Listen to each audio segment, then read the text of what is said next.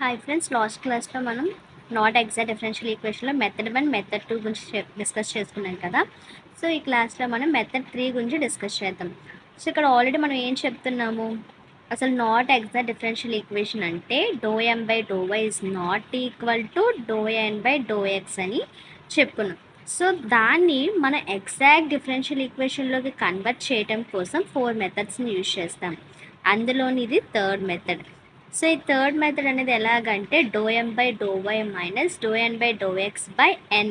ఇదేంటిది f(x). So మనం ఇది ఇలా ఫైండ్ అవుట్ చేస్తే మనకి f(x) అనే వాల్యూ వస్తుంది. ఈ f(x) అనేది తీసుకొని వెళ్ళి ఇంటిగ్రేటింగ్ ఫ్యాక్టర్ అంటే ఏంటి, e⁻∫ f(x).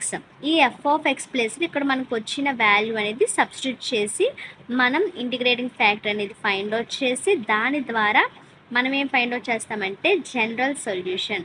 సో దీని ద్వారా మనం ఏంటి ఎగ్జాక్ట్లో కన్వర్ట్ చేసి జనరల్ సొల్యూషన్ అనేది మనం ఫైండ్ అవుట్ చేస్తాం. సో ఇక్కడ చూద్దాం, ఫర్ ఎగ్జాంపుల్ ఒక ఎగ్జాంపుల్ అనేది చూద్దాం. Solve y+y³/3 + x²/2 dx + 1/4 x + xy² dy = 0. So ఒక క్వశ్చన్ అయితే ఇవ్వడం జరిగింది. మనం ఫస్ట్గా ఏం చేసుకోవాలంటే గివెన్ దట్, మనకి ఏదైతే క్వశ్చన్ ఇచ్చారో దాన్ని గివెన్ దట్గా రాసుకుంటాం. దాన్ని ఈక్వేషన్ 1 అని అనుకున్నాను. సో ఏంటిది mdx + ndy ఫార్మాట్లో ఉంది. సో అంటే ఏంటి, dx యొక్క కోఎఫిషియంట్ని m అనుకుంటాము, dy యొక్క కోఎఫిషియంట్ని n అని అనుకుంటాం. సో ఏదైతే m వాల్యూ n వాల్యూ వచ్చాయో mకి మనం ∂m/∂y అనేది ఫైండ్ అవుట్ చేస్తాం. సో ఇక్కడ m ప్లేస్లోన m ఏదైతే ఉందో అది సబ్స్టిట్యూట్ చేస్తాము. సో ఇక్కడ ఏంటి ∂by కాబట్టి విత్ రెస్పెక్ట్ టు వైతో ఉన్నవి డిఫరెన్షియేట్ చేస్తాం, మిగతావన్నీ కూడా కాన్స్టెంట్గా ముందుకు తీసుకుంటాం. సో మనకి డిఫరెన్షియేట్ ఫార్ములాస్ అనేవి రావాలి. నేను ఆల్రెడీ అవి షార్ట్ రూపంలోన పెట్టడం జరిగింది. అవి మరి మీరు స్క్రీన్ షాట్స్ అయితే తీసుకొని చదువుకోండి. సో నేను మిగతావి ఇంకా ఏవైనా మిగిలిపోయినవి ఉన్నప్పుడు ప్రాబ్లమ్స్ చెప్తూ ఉండగా కొన్ని ఫార్ములాస్ అనేవి కూడా నేను ఇస్తూ ఉంటాను. సో ఇక్కడ ఏంటి y³ అంటే 3y² అంటే y⁻n ఫార్మాట్లో ఉంది కాబట్టి డిఫరెన్షియేట్ ఆఫ్ y⁻n అంటే n ×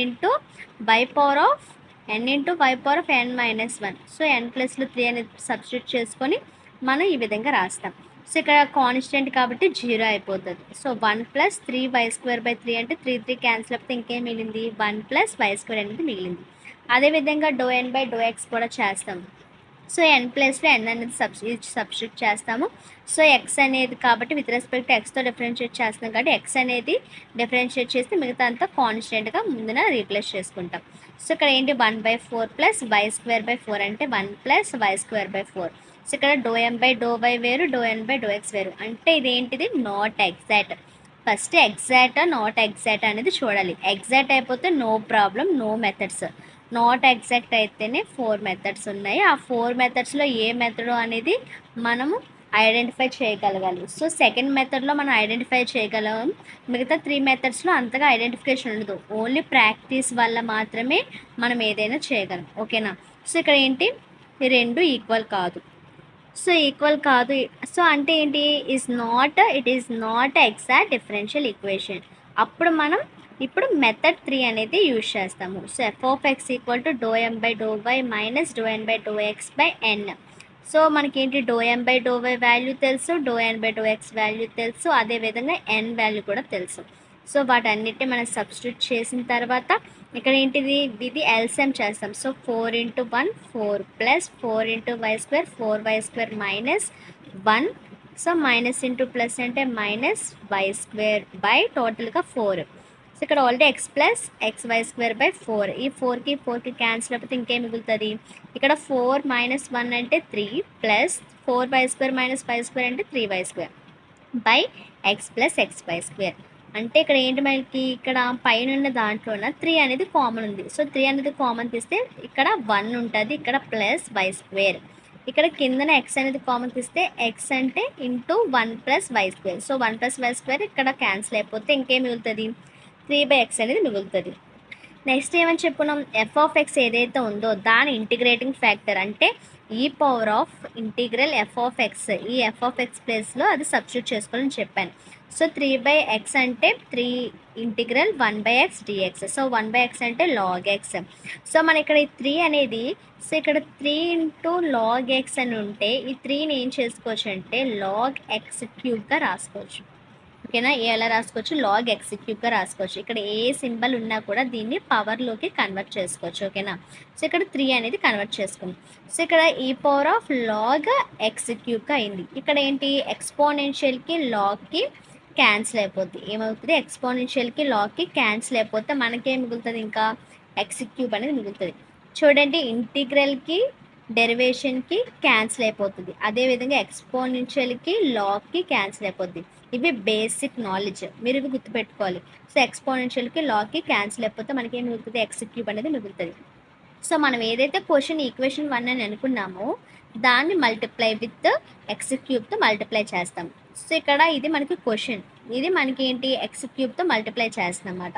సో ఎక్స్ క్యూబ్తో ప్రతిదీ మల్టిప్లై చేసేసిన తర్వాత అప్పుడు ఏంటిది, ఎండిఎక్స్ ప్లస్ ఎన్డివై అని అనుకోము. ఆల్రెడీ ఎండిఎక్స్ ప్లస్ ఎన్డివై అనేది నాట్ ఈక్వల్ టు అయిపోయింది కాబట్టి ఈసారి దీన్ని ఏమనుకుంటామంటే m1 అనుకుంటాము, దీని ఏమనుకుంటాం n1 అని అనుకుంటాం. So m1 dx plus n1 dy అనేది అనుకుంటాం. సో అంటే వేర్, సో వాటి నుండి మనం ఏంటి m1ని n1 అనేది ఫైండ్ అవుట్ చేసాం. సో m1ని n1 అనేది ఫైండ్ అవుట్ చేసిన తర్వాత m1కి ఏం చేస్తామంటే m1/y చేస్తాము. సో అంటే m1 ప్లేస్లో ఏదైతే మనం ఇప్పుడు m1 అని అనుకున్నామో అది రీప్లేస్ చేస్తాం. ఓకేనా. దానికి విత్ రెస్పెక్ట్ టు y తోటి పార్షియల్లీ డిఫరెన్షియేట్ చేస్తాం. సో ఎక్స్ క్యూబ్ అనేది కాన్స్టెంట్ అయితే ∂y of y. Next X cube by 3 అనేది కాన్స్టెంట్ అయితే y క్యూబ్ అనేది డిఫరెన్షియేట్ చేస్తాం. ఇక్కడ ఎక్స్ పవర్ ఆఫ్ 5/2. సో ఇక్కడ ఏంటి y టర్మ్స్ లేదు కాబట్టి ఇదంతా కాన్స్టెంట్ కాబట్టి 0 అయిపోతుంది. సో ఇక్కడ ఇది ∂y ఆఫ్ y అంటే 1. సో ఎక్స్ క్యూబ్ ఇంటూ 1 అంటే ఎక్స్ క్యూబే. అదేవిధంగా X cube by 3 into y cube అంటే ఇదేంటి y పవర్ ఆఫ్ n ఫార్మాట్లో ఉంది అంటే 3y². ఓకేనా. సో అదేవిధంగా ఇక్కడ ఏంటి 3కి 3కి క్యాన్సిల్ అయిపోతే ఎక్స్ క్యూబ్ y² మిగులుతుంది అంటే X cube plus X cube y² అనేది మిగిలింది. సో అదేవిధంగా n1/x కూడా చేస్తాం. n1 అయితే ఏదైతే ఉందో అది సబ్స్టిట్యూట్ చేస్తాము. y terms, so X terms ఏదైతే ఉంటే దాన్ని డిఫరెన్షియేట్ చేస్తాం, మిగతా ఏమున్నా దాన్ని కాన్స్టెంట్గా ముందున పెట్టుకుంటాం. సో ఆ విధంగా మనకి క్యాన్సిలేషన్ అన్ని చేసుకోగా ఎంత X cube plus X cube y² అనేది వచ్చింది. అంటే ఇక్కడ m1/y n1/x అనేది ఈక్వల్ అనేది వచ్చింది. సో ఇట్ ఈజ్ అండ్ ఈ ఎగ్జాక్ట్ డిఫరెన్షియల్ ఈక్వేషన్. సో మనం ఏంటి నాట్ ఎగ్జాక్ట్గా ఉన్నదాన్ని ఎగ్జాక్ట్గా కన్వర్ట్ చేసేసాము. ఇప్పుడు ఏం చేయాలి, జనరల్ సొల్యూషన్ అనేది ఫైండ్ అవుట్ చేయాలి. So the general solution is, formula ఏంటి, integral m1 dx plus integral n1 dy equal to c. ఏంటి, integral m1 dx plus integral. So m1 అంటే ఏంటో తెలుసు మనకి, n1 అంటే ఏంటో తెలుసు మనకి. n1 అంటే ఏంటి నార్మల్గా, సో n1 అంటే x⁴/4 ప్లస్ x⁴y²/4 అంతే కదా. నేను ఏమని చెప్పాను మీకు ఆల్రెడీ స్టార్టింగ్ క్లాసెస్లో చెప్పేటప్పుడు ఏం చెప్పానంటే m1లోన y టర్మ్స్ ఉన్నా తీసుకోవచ్చు, కానీ n1లోన x టర్మ్స్ ఉంటే దాన్ని తీసుకోకూడదు.